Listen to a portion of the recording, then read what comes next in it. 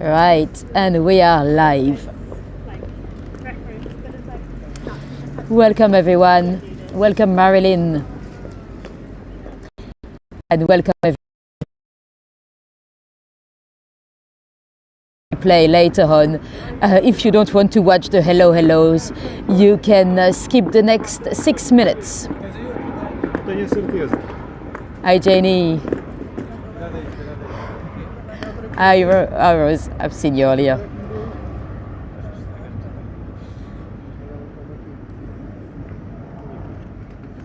No buffering, good to know, good to know. So we've got 6 minutes before it's officially time to go. Let us know where you're tuning from.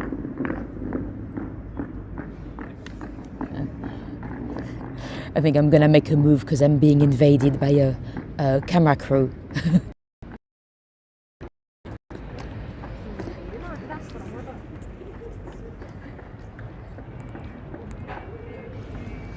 See, I am that famous, they wanted to film me already. Hi Nikki, welcome.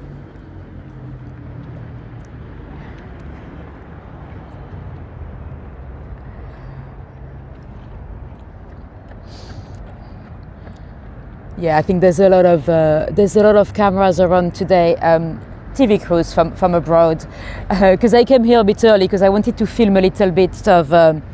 Well, there's a spy down there, a statue of a spy. I wanted to do a little short, and there was a camera crew as well from a different country as well. I think they're here to film. Well, they're basically filming Westminster, so it's probably about the coronation. So we've got 5 minutes to go. Let us know where you're tuning from. We still have time to get to know each other. We still have 5 minutes.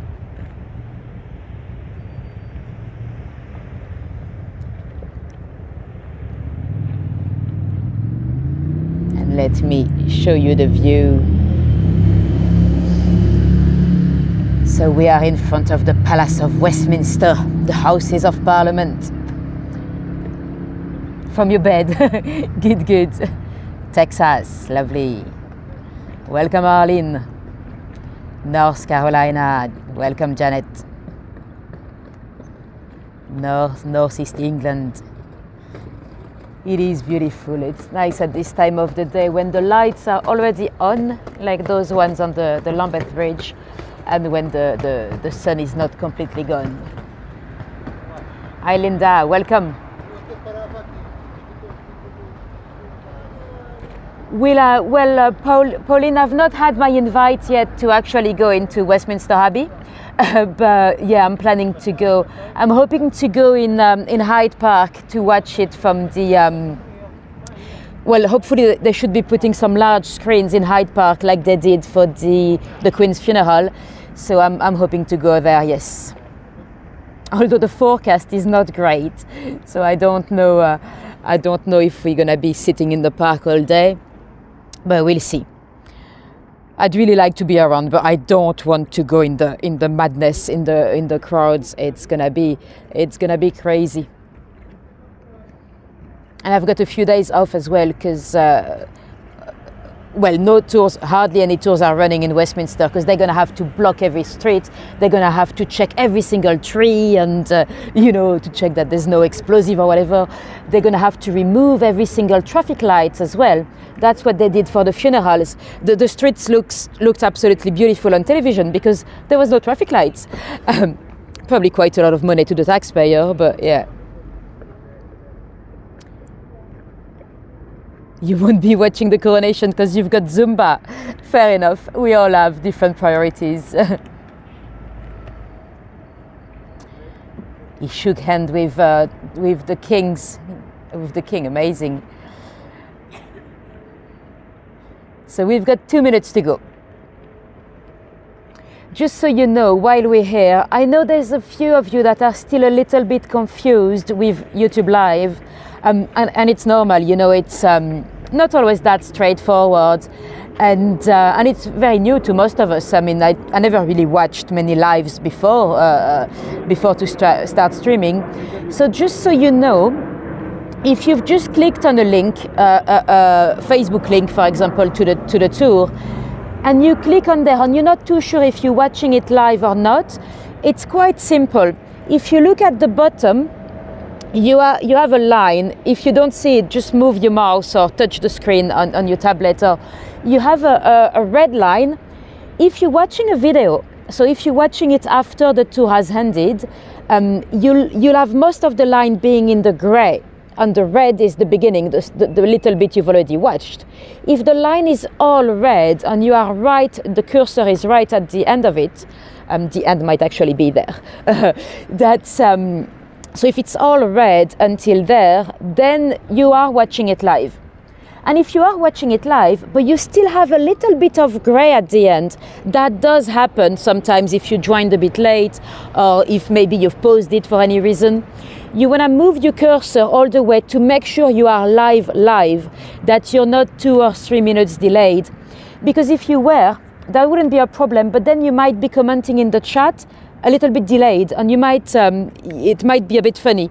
So if you want to make sure you are live, I can hear Big Ben shining the half past. So yeah, if you want to make sure you are live, you want to check the end of the little red line to make sure it's all red, that you do not see any gray.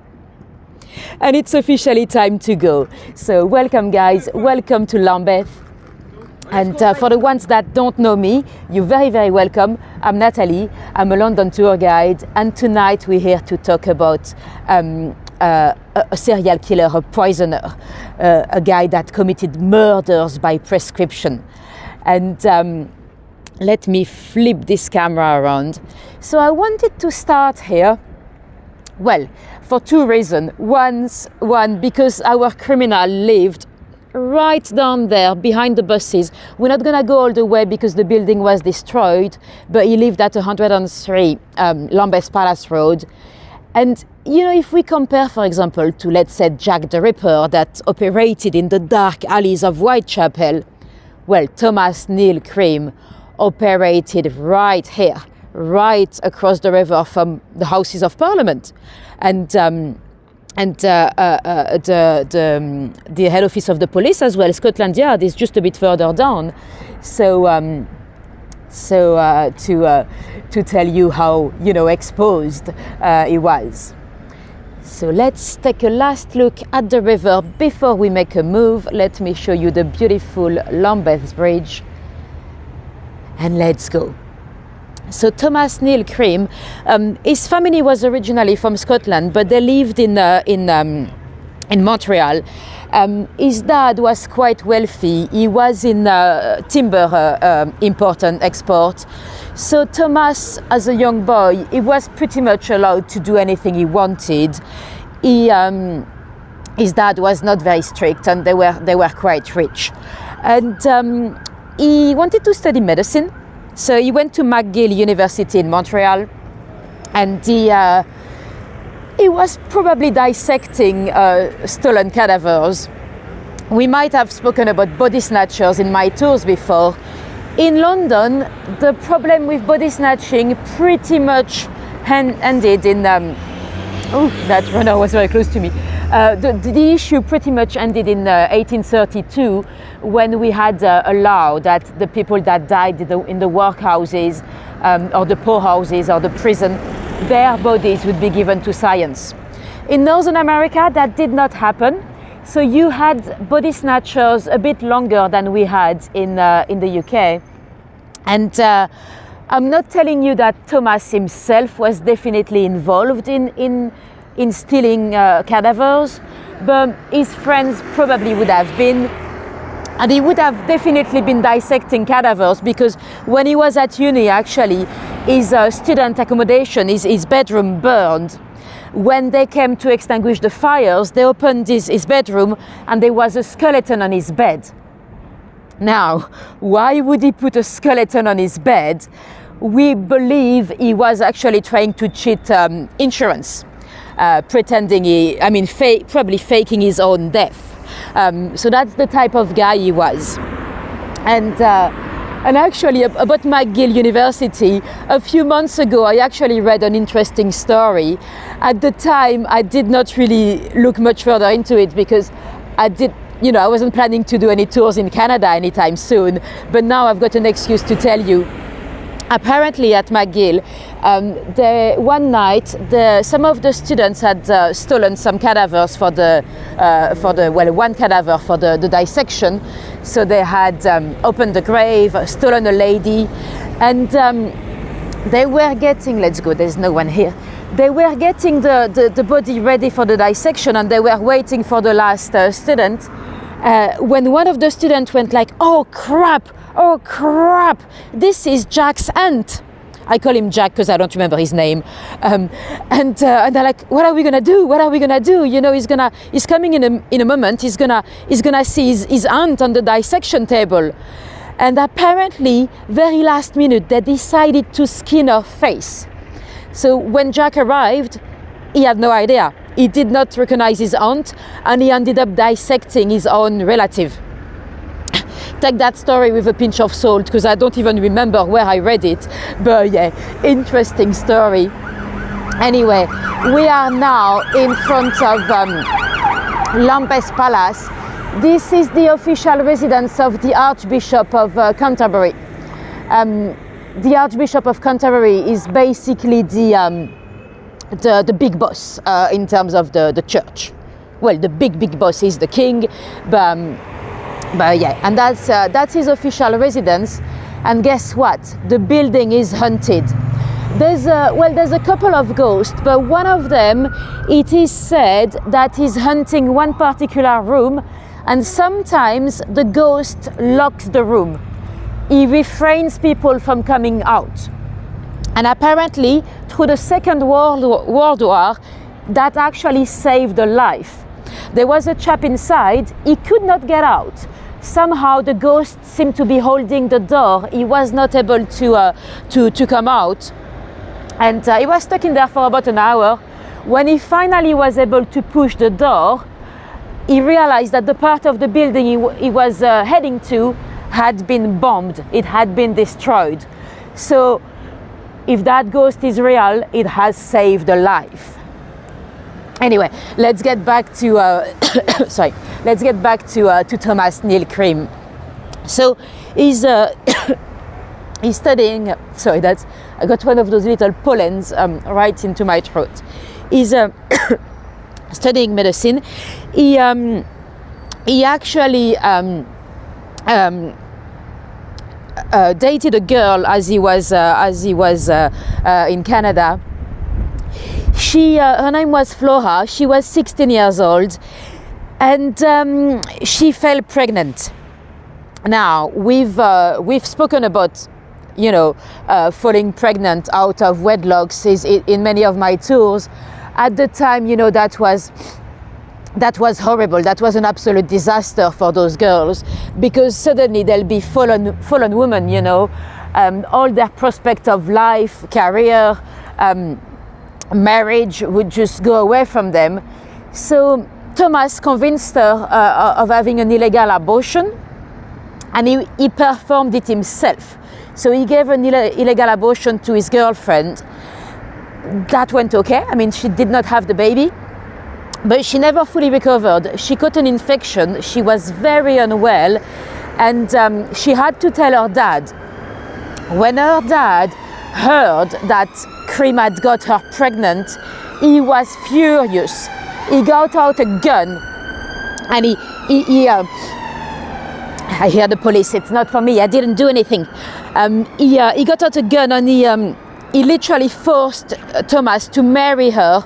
And not only did he force him to marry, he also forced him to sign a contract, a marriage contract, in which Cream agreed that if he was ever to request a divorce, he would have to pay her a ridiculous amount of money, a massive amount of money. So Cream signed, he got married, and the very next day he left for London to finish his study. So he came here to study at St. Thomas's Hospital, where he failed, and then he went to Edinburgh University. Then when he graduated, he went back to Canada. He moved to London, Ontario in Canada, where he opened a practice. And he did not have the best reputation there. Apparently, he was already taking a lot of drugs. And one day, behind his practice, just behind his medical practice, a lady was found dead. Her name was Catherine Gardner. She had next to her a little bottle of chloroform, and she had in her hand an handkerchief that was full of chloroform. Now, of course, Cream was interrogated by the police because it was right behind this practice. And he said, yes, I know Catherine. She did come into my practice to ask me for an abortion. I would never do that. It's illegal, of course. I'll never do such thing. And he was not very convincing. And the thing is, he said to the police, she came for an abortion. I said no, so she probably committed suicide. Yeah, maybe. But the thing is, it was hard to believe because her nose was a little bit burned. If she did poison herself, it would have been hard for her to have the physical strength to keep on holding the handkerchief to her nose that much as it could burn her nose. But anyway, Cream was not, he was not investigated any further. This beautiful building was already there at the time of Cream. It used to be a school. It's meant to be haunted by the head teacher that took her own life in the building. Well, it's back to being a school again now. It's now a school for students with special needs. Anyway, back to Cream.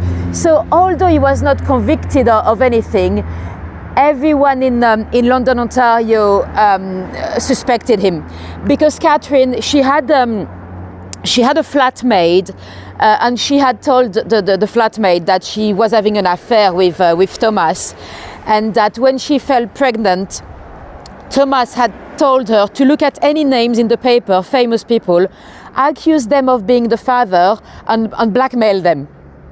So, because everyone suspected him in London, Ontario, he moved away. He moved to Chicago, where he opened the practice again. And then suddenly,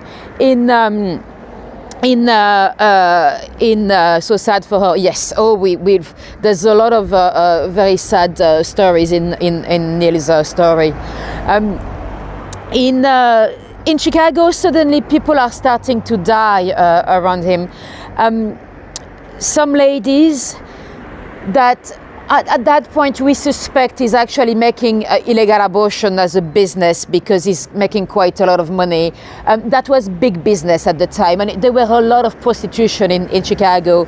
And one of them, that's very sad as well, in one of those deaths, he actually managed to accuse he had like a midwife working with him, a black lady called Hattie Mack. And when the lady died in his office, he managed to accuse the midwife. And you know, a gentleman, a doctor, white guy, with a poor black lady, who are they gonna believe? He actually managed to convict her. So really horrible man. And then there was another death. This across the street, by the way, this is the forensic police head office. Every time I cycle past, I wonder what interesting cases they're working on in the building. And anyway, if we had any forensic at the time, it would have been so much quicker to catch Thomas. He did get caught eventually in the US because of the case of Daniel Stout. Daniel is one of the only victims that was a male. He suffered from epilepsy, and he had a beautiful girlfriend, and he was coming to see Neill Cream as his physician, and Thomas prescribed him some pills. Well, you'd have to know that Cream and the girlfriend were having an affair. So he prescribed some pills, elongated pills to the boyfriend. He passed away. He was buried. No one saw anything suspicious with Danielle Stout passing away. But Thomas Neill Cream was not satisfied with getting away with murder. So would you believe he wrote a letter to the coroner? He told the coroner, that guy was murdered. I'm sure it was strychnine. You should exhume the body. The coroner said no, there's no evidence of foul play whatsoever. And Cream insisted. He wrote to the coroner again and he said, yes, you have to. This is strychnine poisoning. You have to exhume the body. If you don't trust me, give the leftover medicine to the dog and see what happens. And eventually they agreed to do so.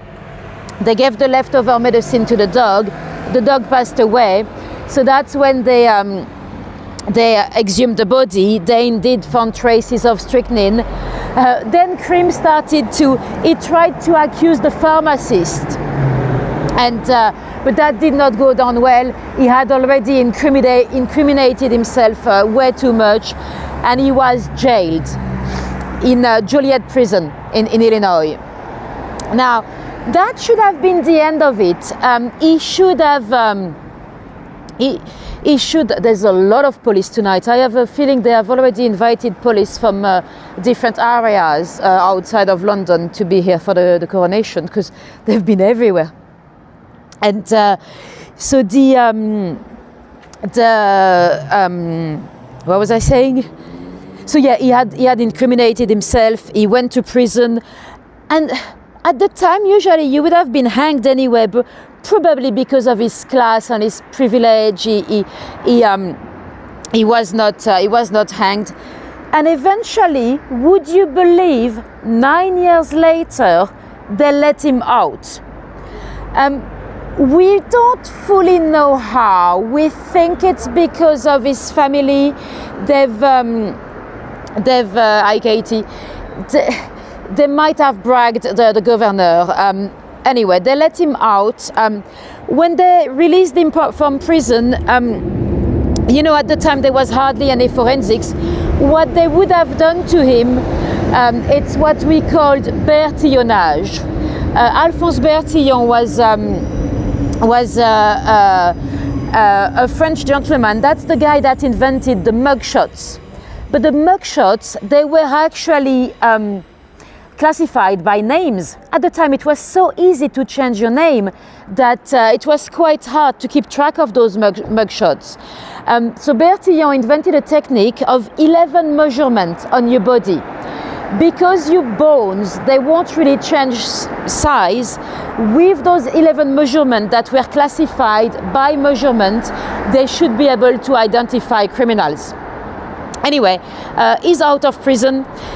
His family is a bit worried about his mental health. So what do? They send him to London, like if it was gonna help. And he arrived in London, and then pretty much as soon as he arrived, the murders started. The first one was a lady called Ellen Dunworth. I think she was 18 years old. She had moved into London with her boyfriend because she had fallen pregnant, and the family were not happy with that. So she moved into London to work in a factory. I think she was sticking labels on jars, and she lost that job, and then her baby died. That's how she ended up in prostitution.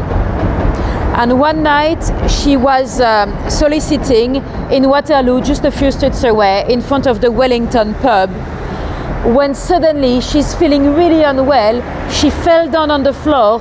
She was helped by a police constable, and her body started to shake and her muscle to contract, and they put her in a cab to send her to hospital. And apparently, before she died, she said, "It's the cross-eyed man, it's the cross-eyed man. He gave me a drink with some white foam on top." And then she died. Very sadly, you know, I don't want to say that she was not taken seriously, but she was one of those unfortunates, as she would have been called by the police. And they put it down as a suicide. They thought she probably was depressed from losing her baby, from having to sell her body. And very sadly, her boyfriend was living on the proceeds of her sex work. So the police was like, yeah, it must be suicide. Yeah, maybe, but why on earth would she make up the story of a cross-eyed man?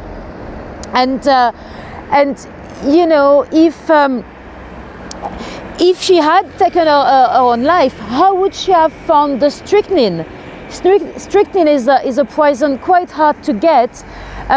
It was mainly for doctors. It was used in rat poisoning in very small quantities, but a normal little girl shouldn't have been able to find it that easily. So the police did not completely drop the case, but sadly, they were really not looking for Cream at that point. And a week later exactly, right here on Hercules Road, we had two sex workers that lived here, different building at the time, but right here. They had an appointment with a chap called Fred. Fred was a tall man. He was a doctor apparently, with a bit of a crossed eye, wearing a top hat. A top hat at the time was very upper class. Most men would be wearing a boiler hat. And we know now that Fred, it's actually our guy, it's actually Thomas. So those two sex workers are upstairs here. They're waiting for Fred. They're looking over the window, and they actually spotted right here on the pavement, Fred was talking to another sex worker. So they were like, how dare he? He's booking us for the night, the both of them. He's booking us for the night, and then he goes with another one. So he actually left with that other, Fred, do you want his mugshot? I've got his photo actually. Let me get my other phone. I do have his photograph. I've been trying to show a little bit less photograph on YouTube, but there is. So that's the guy, Thomas Neill Cream. You don't see the cross-eyed that much on that photo, but apparently it was quite visible. So that's let me get the bag again. That should be fairly easy to recognize him. So Cream goes with another prostitute down that way. We're gonna walk down their footsteps. Her name was Matilda Clover. Matilda was 27. She was also struggling for money. At the time, this area of Lambeth really could be rival with Whitechapel in terms of vice and prostitution and poverty.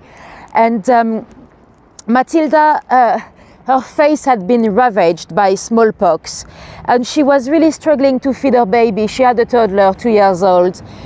She lived in an accommodation here. She was a lodger with a landlady, so she had a little room, and that landlady, she had a maid called Lucy Rose. So that night, Matilda received that gentleman called Fred, a doctor, and they went into the bedroom. Then Matilda went down to the pub to buy some drinks. I'll show you the pub in a moment. At the time, you know, today we'll go down to the shop, but at the time it was quite common to go to the pub to buy a takeaway bottle of wine or a drink. So she goes down to the pub, she comes back. Again, not the original building, but she would have lived right here. They do what they have to do. Fred goes away, and about 45 minutes later, she's really unwell. Her body is contracting. Strychnine poisoning, it's horrible. It affects the nervous system.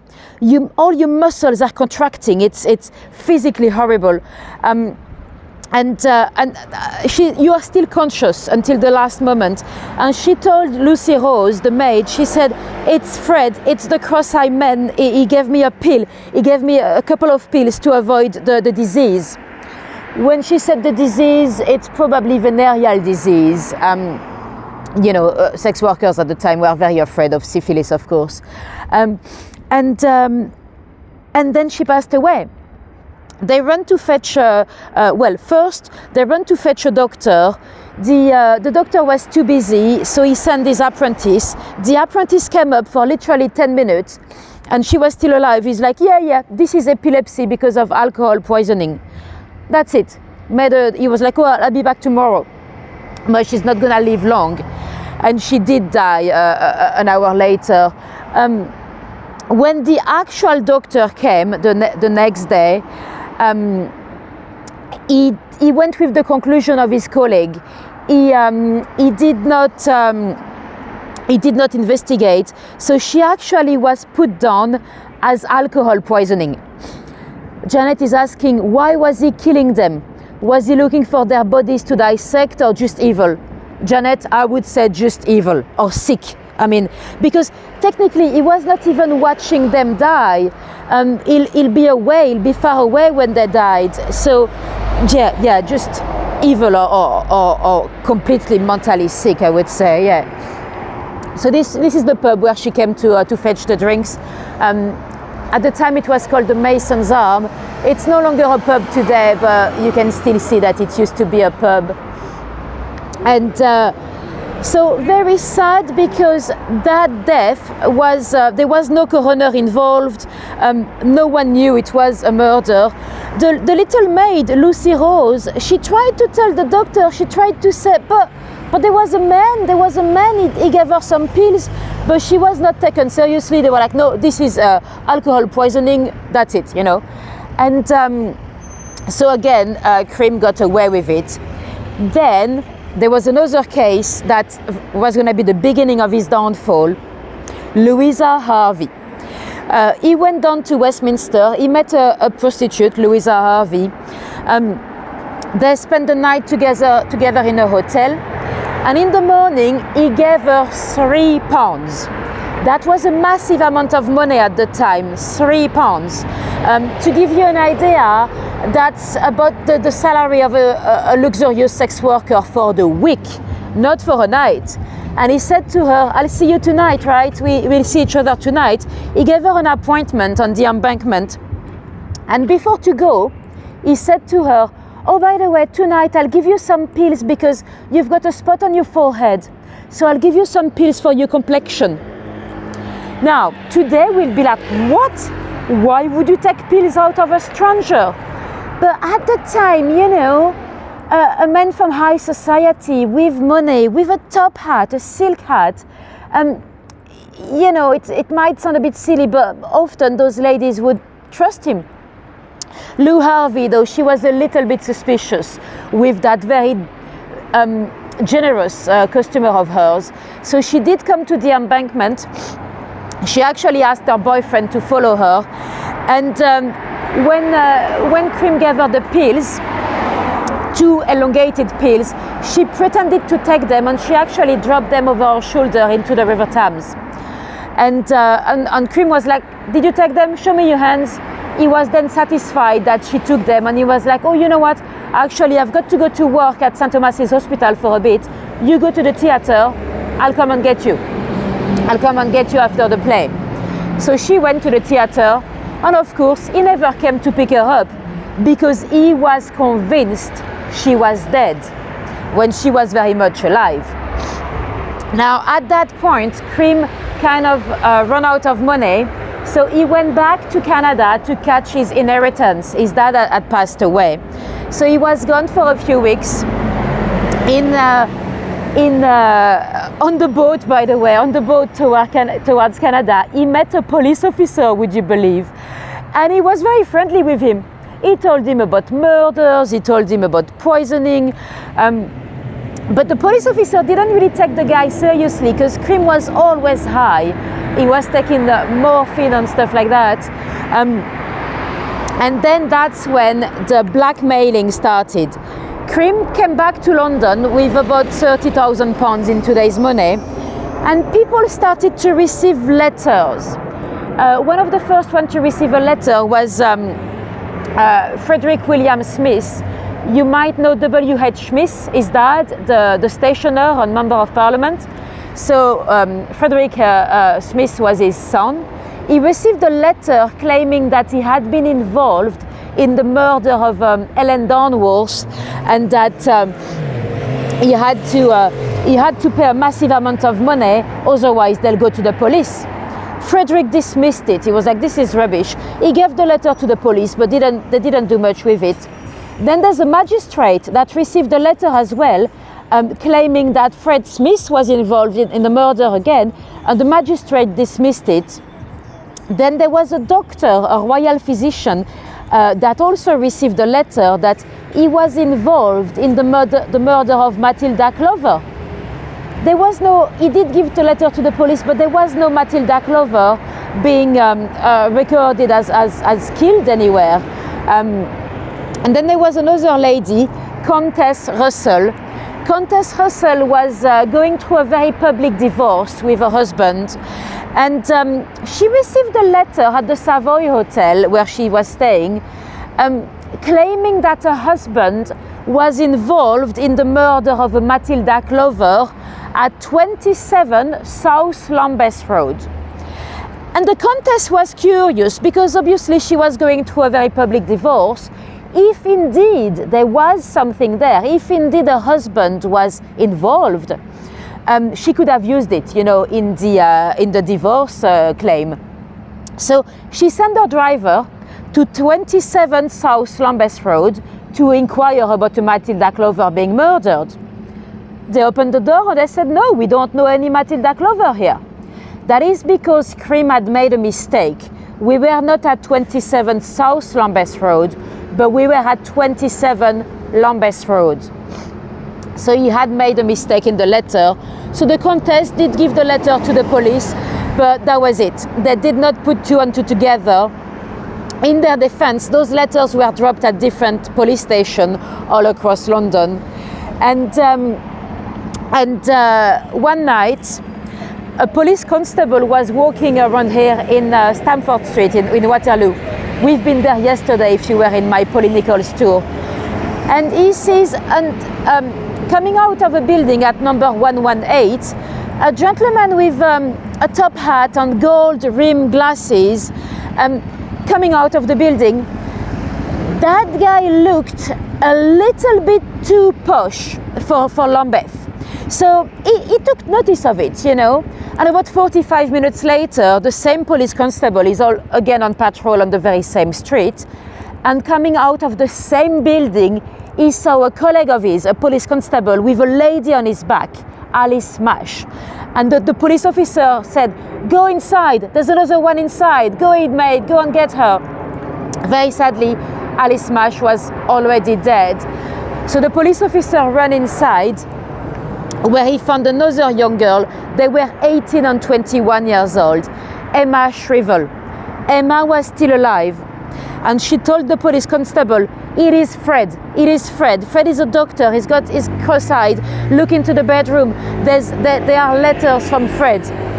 And the police constable had time to ask Emma. He was like, is it the gentleman with gold rimmed glasses that came out of your building about 45 minutes ago? Emma said, yes, that is Fred. And she passed. They put her into a cab to go to St. Thomas's Hospital. They pumped her stomach, but she passed anyway. So very sad. Two young girls that had come up from Brighton and ended up in the sex trade as well.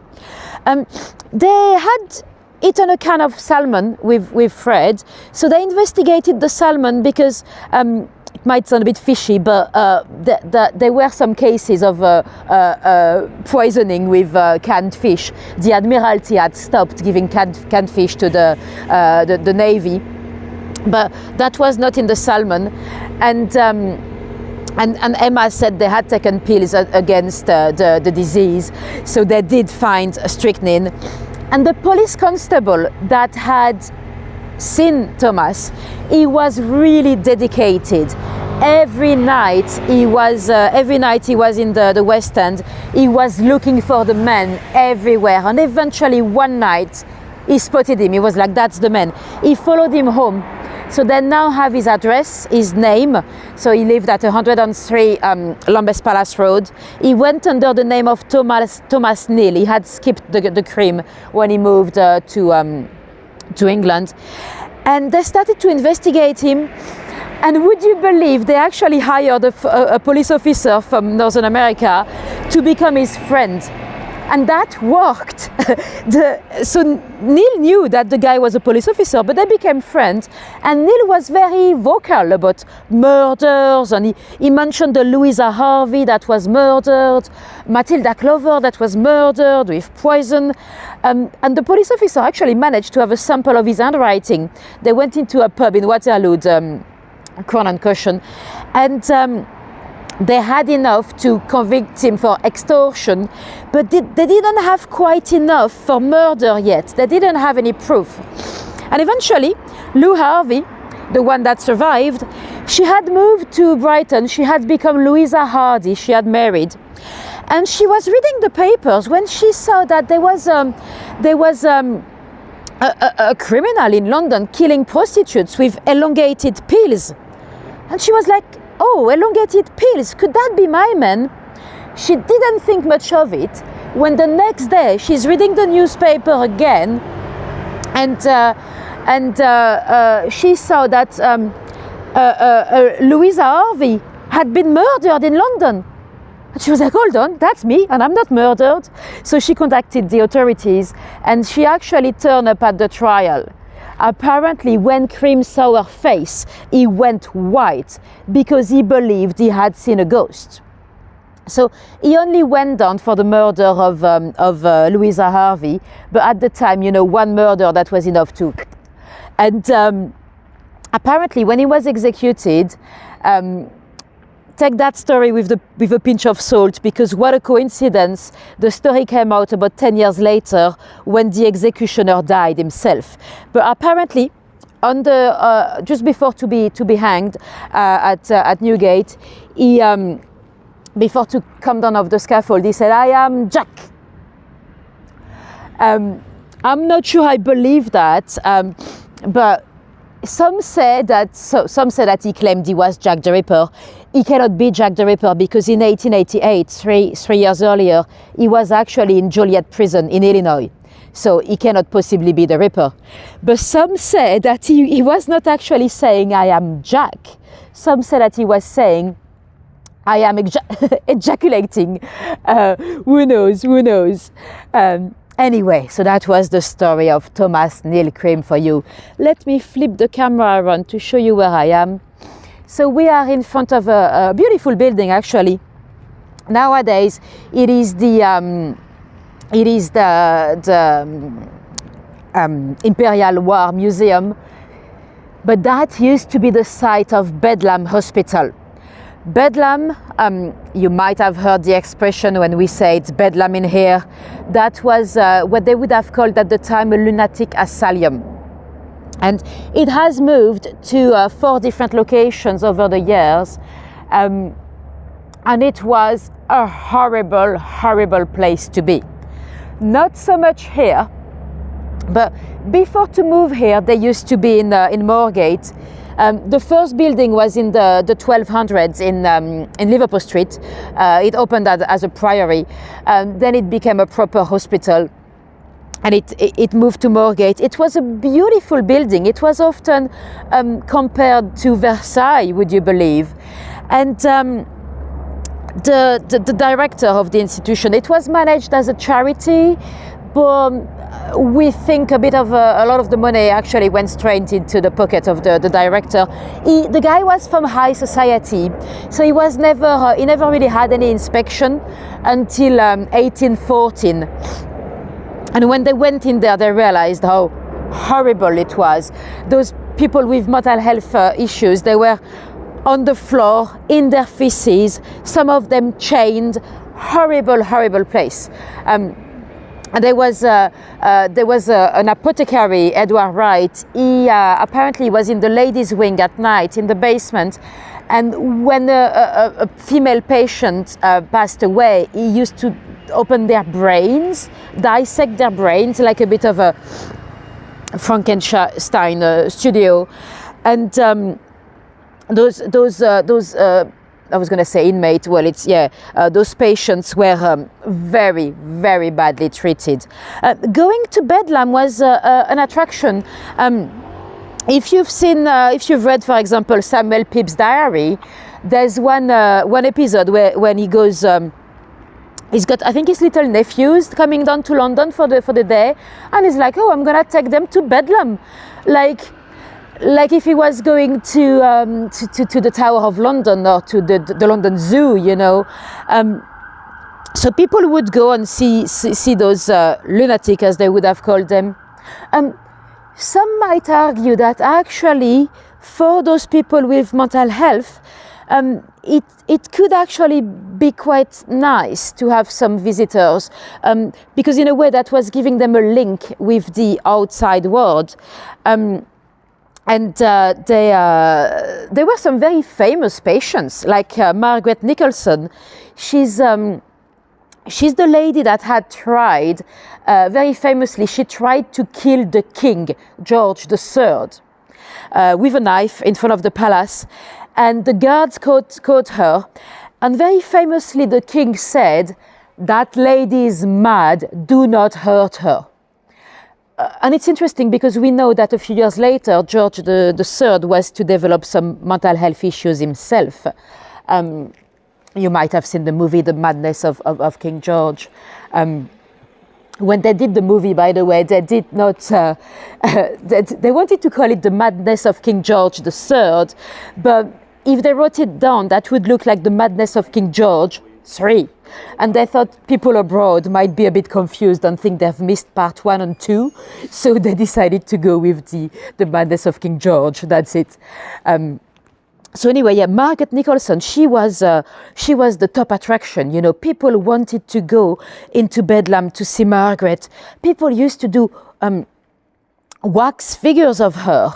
The pubs across the street, sometimes they used to pretend that they had the fork that went with the knife that was used to attempt on killing the king. So that was a proper attraction. I could hear screaming. I didn't know if it was about my voice. It's not late anyway. And there was another chap that was quite famous. Well, at least after he was released. His name is James Norris. Sometimes in the press they call him William, but he was James. He was an American sailor that had been locked in there. And he might have had some difficulties when he was locked in there, but 9 years later, when finally they had an inspection in 1914, they found Norris. Is she in Madame Tussauds? Charles, I think she might have been at some point, but the collection in Madame Tussauds does change. Do you know who's in Madame Tussauds or was?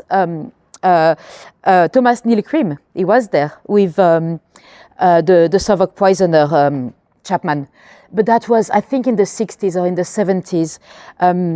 There's still a photo of the statue online if you were to Google him. And anyway, what were we saying? Yeah, so Norris, when they found him, he was attached, chained on the floor in his own feces, and he was actually very coherent. He might have had some kind of difficulties 9 years earlier, but they did not check on their patients to check if their health had improved. And that's when they've closed the one in Moorgate and they moved here. So when it was here, it was slightly better. Well, you still had visitors, and Charles Dickens used to come here to visit. Yes, exactly, in the Chamber of Horrors at Madame Tussauds. The Bethlehem, it's actually Bethlehem Hospital. We've shortened it, but the hospital is still open today. It's in the southeast. I think it's in Eltham. It's a very, very respectable institution today. It's nothing compared to what it used to be back in the days. But if you hear the expression, it's Bedlam in here. You know, when you go somewhere and it's a bit chaotic, you often say it's Bedlam in here. Well, that's where it comes from. Anyway, Let's talk about something a little bit more uplifting. Let's talk about a little guy that lived around here.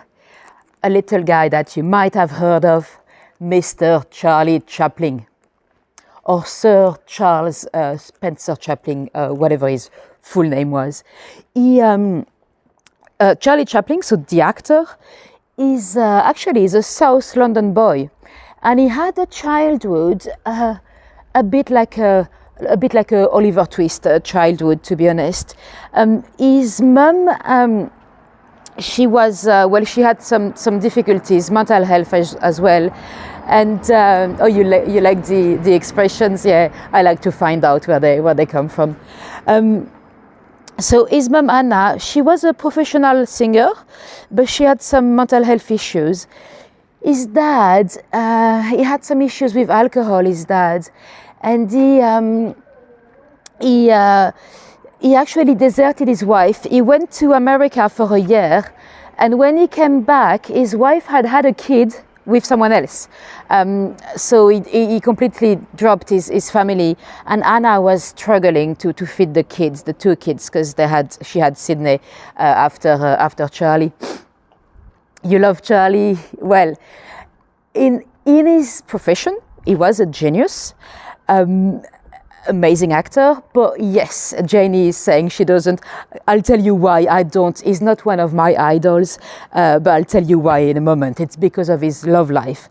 In terms of his career, absolutely amazing. And those movies are still, I think it's because there's no language, there's no speaking. They still resonate with us today, It's a bit like Mr. Bean. I think because there's no dialogues, we can still identify to those characters. So yeah, amazing actor and that director, but his love life, we'll get there in a bit. Anyway, he's living around here with his mother, and one day, we believe he was about 5 years old. His mum is on stage, and he's actually watching his mummy singing on stage when her voice cracks. And she had a bit of an episode, and the producer of the show doesn't know what to do because he's got a paying audience there. So he looked at the boy, Charlie, and he's like, you boy, you get on. I don't care what you do something, you entertain them, you get on, do what you need to do. And little Charlie gets on stage, and he actually starts to imitate his mum. And he does the voice cracking and all that, and people love it, they're laughing, and then he starts dancing and singing, and that was actually the beginning of his career. So from day one, he was a bit of a sensation. As a teenager, he was in a sketch group with his brother. He was in a play about Sherlock Holmes, and eventually he decides to move to America, when he very quickly became the actor, the best paid actor in the world. And still today, I think he's probably one of the most recognizable person in the world, I'm pretty sure you could go to Japan or Indonesia or the Philippines or anywhere, get out a photo of Charlie Chaplin, and they'll know exactly who he is, Anyway, we have one building here in which he might have lived as a kid. Little disclaimer, it's not sure. We do not know for sure. There's another building in Kennington that definitely was his place. But according to, he's written his biography, he believes that as a kid, he's lived here on West Square. It was a bit of a slum at the time, really not like it is today. And we think it was that house, number 39. There's no blue plaque because it has not been proven. But yeah, we think he has lived here. And by the way, here on West Square, there was a murder in mid-Victorian times because the seal went out. Yes, you've heard this right. There was a lady, Mary. She was married to a guy that was a street artist. He like a street performer. He used to go out with his seal. He used to call it his sea dog, and he would basically exploit the animal to make a bit of a show and bring money home. And Mary, she fell for another man. So she started to have an affair with another guy, and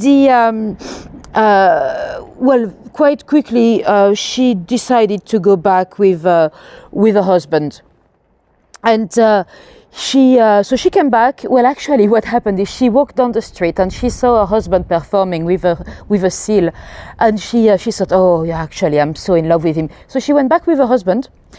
And one day she's home with her husband when he goes out with the seal to go to work. And then William, the boyfriend that had just been dumped, he goes in and he kills her. And then he took his own life. So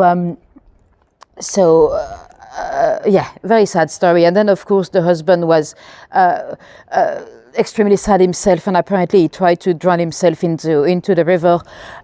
Luckily, they rescued the seal, so at least the seal is fine. But very sad story.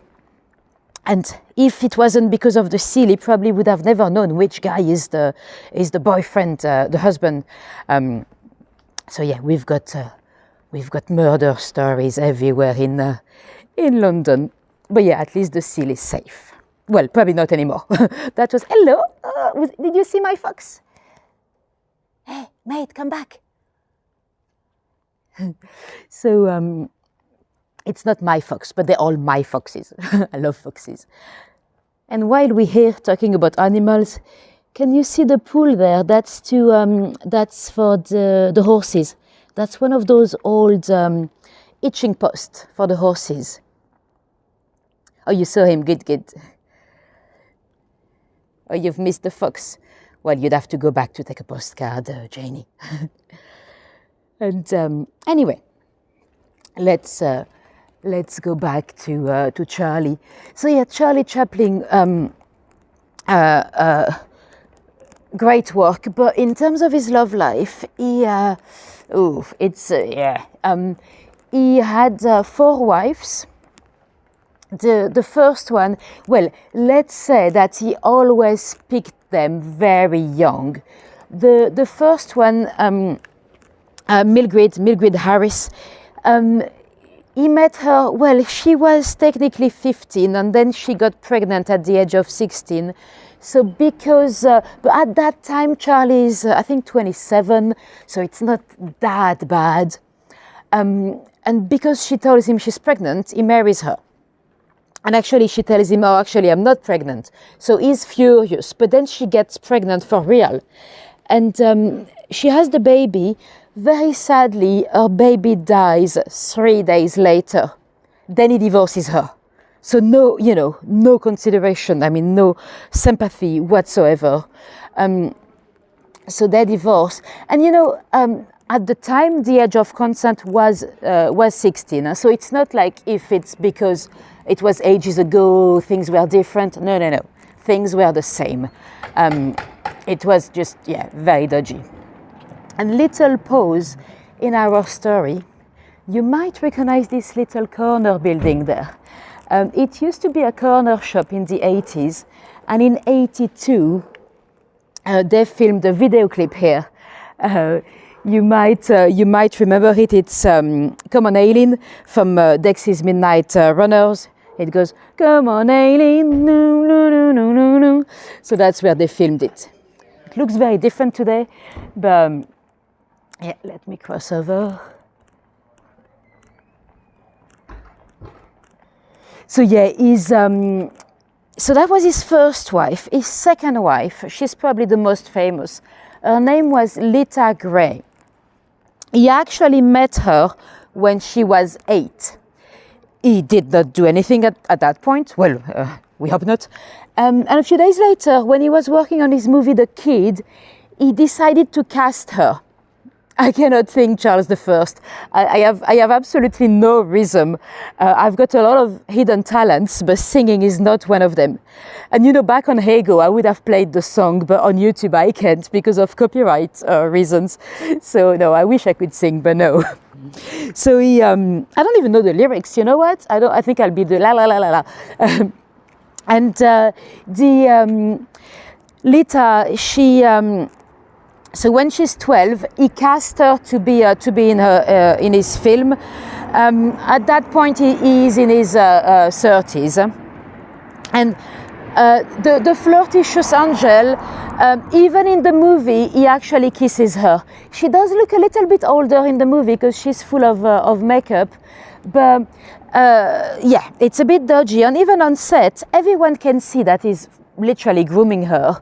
And he's telling everyone, don't worry, if she falls pregnant, I'll marry her. And when she was 15, she gets pregnant. So it's literally illegal in the United States, you know. And Lita's parents were furious, so they kind of forced him to marry her. They cannot marry in the US because obviously she's 15. So they discreetly go to Mexico to get married there. And it is said that on the way back, again, take that with a pinch of salt because I'm not too sure which book it's coming from. Lita Gray, she published her biography twice. And she claimed that in the first one, her editor actually added some crispy details that were not true. But so, according to one version of the tale, on their way back from Mexico, Charlie actually told her that she could jump off of the train, that it would be easier if she died by suicide, basically. So, not a very nice man. And they're married, but Charlie is having sex with everyone, and he tells her about it. He claimed that he had sex with over 200 ladies in his life, and he's trying to convince her to have some group sex. I mean, remember, she's 16, she's very innocent, and he's trying to make her do stuff that she's clearly not comfortable with. And he tells her, but we're married now. Every married couple does that. And eventually, she decides to kind of divorce, and if he's not giving her a good deal, she's going to expose it to the press. So she's starting to leak the story into the press, and he ends up giving her a massive divorce settlement, about £9 million. We had more since, but at the time, that was the highest divorce settlement in the United States. And but it's interesting because Lita, she died in the 90s. I've watched interviews of her. Even after all that, when she speaks of him, she still speaks with like a great amount of respect, which I find astonishing, really. Because I mean, in today's terms, she was raped, you know. Anyway, Charlie is now single again. He meets another girl. He marries another one, Paulette Goddard. She's 22, but she had told him that she was 17. She probably knew his taste already. And again, he kind of groomed her because he was casting her for the movie The Dictator. The Dictator, it was, of course, making fun of Hitler. Adolf Hitler, he was actually a great fan of Charlie Chaplin. We believe he copied his mustache from Charlie.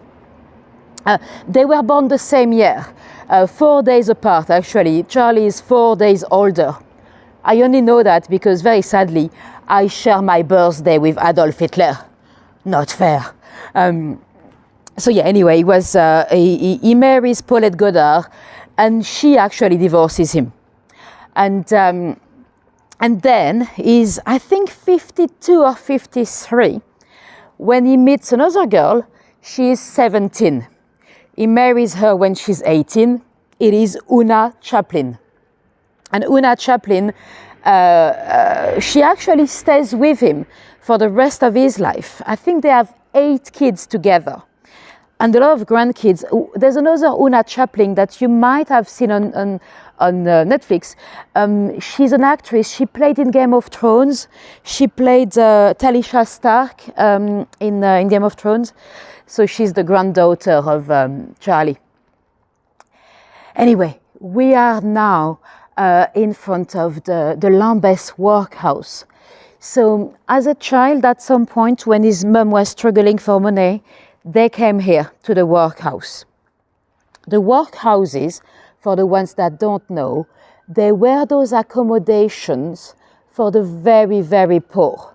If you were destitute, if you could not feed your kids anymore, the very last thing you could do was to come was to come to, yeah, he's got a few of his descendants in the showbiz, was to come to the Workhouse. And well, yesterday we talked about Polly Nichols. She spent 11 months, Polly Nichols, the first Ripper victim, in this very workhouse as well. The workhouses, they were horrible. They would split the families. So you had a wing for the kids and a wing for the ladies, a wing for the men. So Charlie was not even with his mother. After 7 years old, you'd be separated from your mum. This one had a particularly bad reputation because of the lack of water, and the mortality rate was actually much higher than in any other of the workhouses. And today it is the Cinema Museum, but I've never actually been inside. I don't think it's really open to the public. Well, it's not. It's like special occasion, like school or event booking, but it's not like if you could just... Oh yes, he does like his age gaps, yes. And he died in 1977, heart attack. He had already had one. I think he was already in a wheelchair. But that's not the end of the story. They were living in Switzerland at the time. After the movie about the dictator, people started to kind of question his morality, and he was pretty much kicked out of the United States. So he spent the rest of his life between Switzerland and the UK. And he died in Switzerland, and he was buried there in a little town next to Lausanne. I think it's called Crozet. And he's buried. And a couple of months later, Una receives a phone call. It's a chap that claimed to be called Monsieur Roger. And Monsieur Roger says, "Hello, I have body snatched your husband if you want to see him again. And it's 600,000 francs. Monsieur Roger had a strong Polish accent, so he probably was not a Monsieur Roger. And Una, apparently, she says, "Who cares?" She was like, "This is ridiculous. Charlie would have found it ridiculous. I'm not giving you the money." And she actually started to negotiate the price down. She told the police. They tried to set up a trap to catch the body snatchers. And eventually they managed to catch them by placing surveillance on every single phone boxes around Lausanne. And they catch the two guys. They were two auto mechanics that were struggling for cash. And apparently, when they got caught, they said to the police, "That was not the plan. We did not actually want to take the body. We wanted to remove the coffin, dig a little bit deeper, and place the body a little bit deeper. This way, when we ask for a ransom, then we can just tell you the body is still there." But that did not go down too well. They didn't manage to dig any deeper. So they actually took the body 10 miles away in a field. But when they took the police there, they couldn't remember where exactly it was buried. So they had to dig everywhere across the field, and eventually they found it. It was quite hard to identify because the coffin was full of water, but it was indeed Charlie. And they reburied him exactly at the same spot.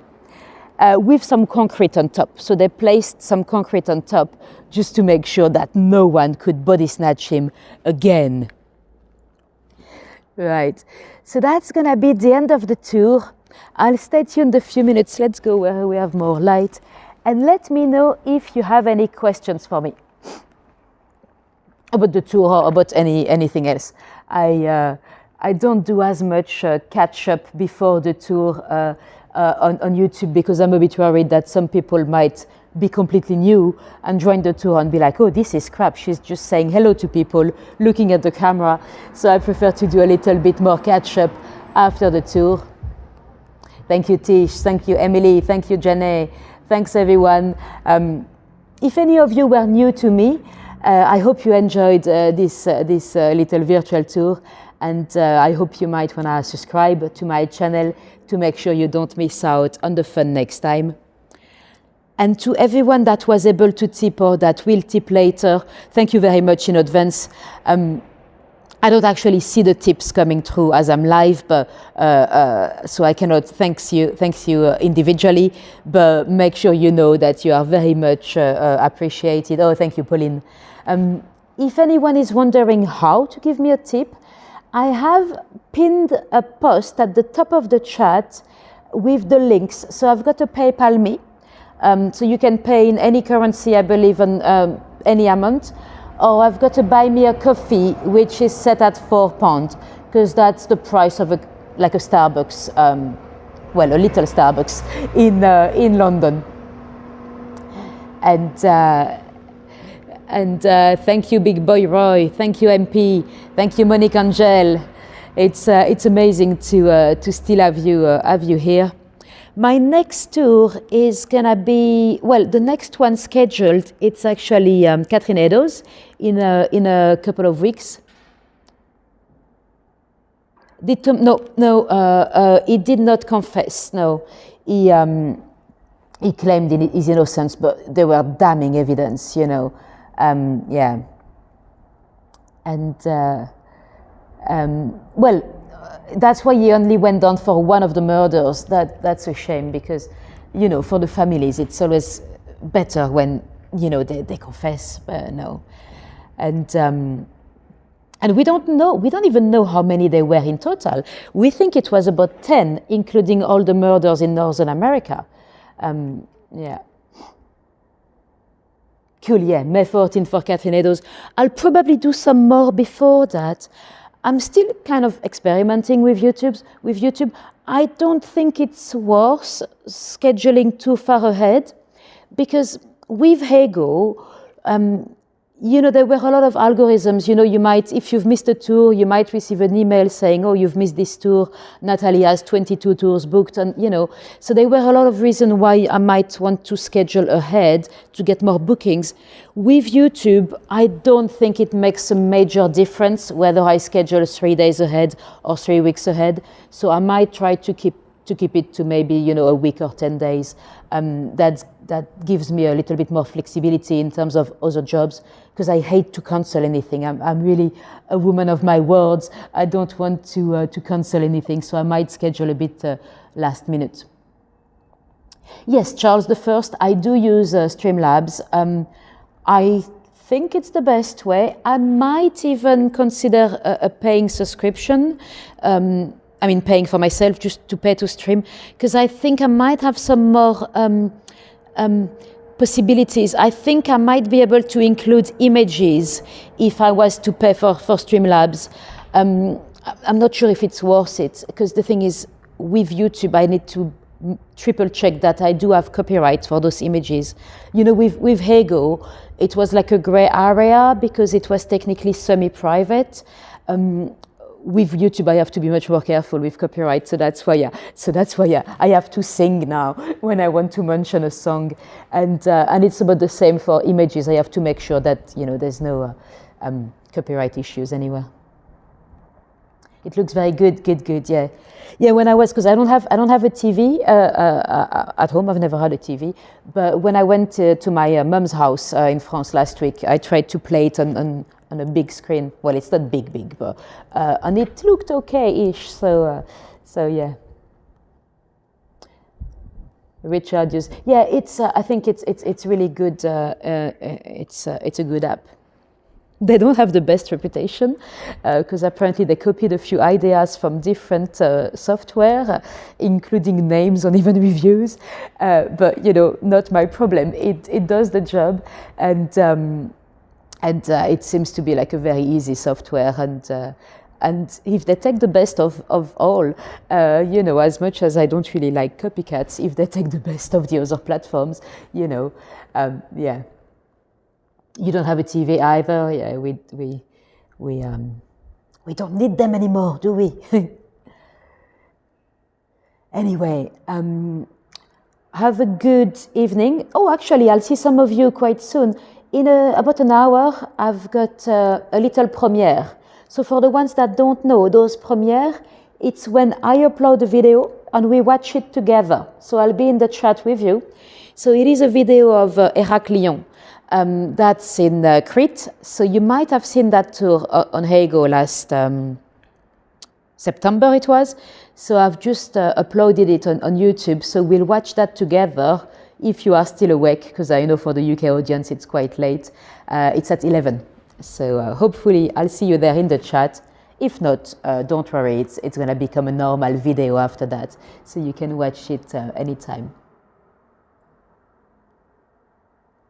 Someone was asking, oh yeah, good question, because you know with Hego we had a map. So I left, I actually did quite a long distance. I was in Lambeth, so we're talking just opposite of Westminster, on the other side of the river. And well, I'm still in Lambeth, but we're actually quite close to Elephant and Castle. Those towers there behind me, those are in Elephant.